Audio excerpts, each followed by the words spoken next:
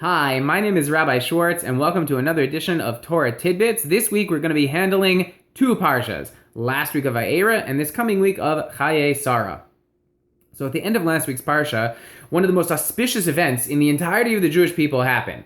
Abraham went for the binding of Isaac up to slaughter his own son, which of course we know he didn't actually go through with it. And the Medrash says something very interesting.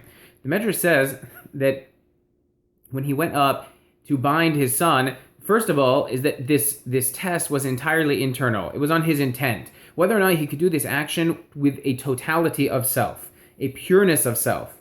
So when he went up, the Medrash explains that he was unable to, or at least implies that he was unable to. He cried. He cried because there's a natural character trait in a parent that they can't hurt their child. So he cried. The implication of the Medrash is that seemingly either he succeeded in one aspect of the test, but perhaps he failed in another.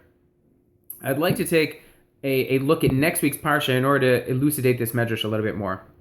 So in this coming week's parsha, in Chaye Sarah, it says that God blessed Abraham bakol, with the word bakol, which translates as with everything. So Rashi says bakol is of the same numerical value of ben, of a son. And now he just had to marry off his son. His son was already, in his 40s. But there's another explanation that the Ramban brings, Nachmanides. And he says that there's a three-way dispute as to what bakol means. Either that he didn't have a daughter, or that he had a daughter. And then one opinion even says that he had a daughter and her name was bakol, which is a little weird.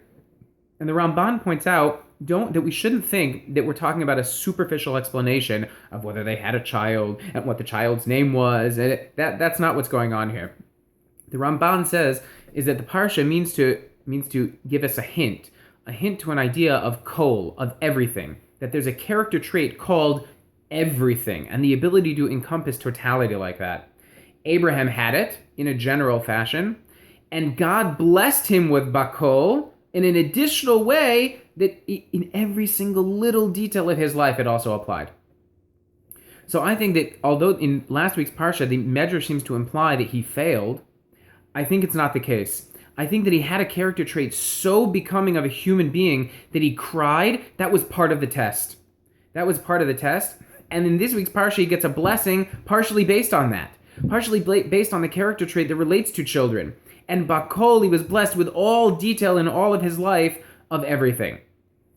So for us in college, we should learn to appreciate this love that parents have for their children, as all of our parents have for us, and we should try and develop that in ourselves now. Try and love those that we're giving to and we're caring for, and try to encompass being bigger people and capable of being fitting for the blessing of bakol.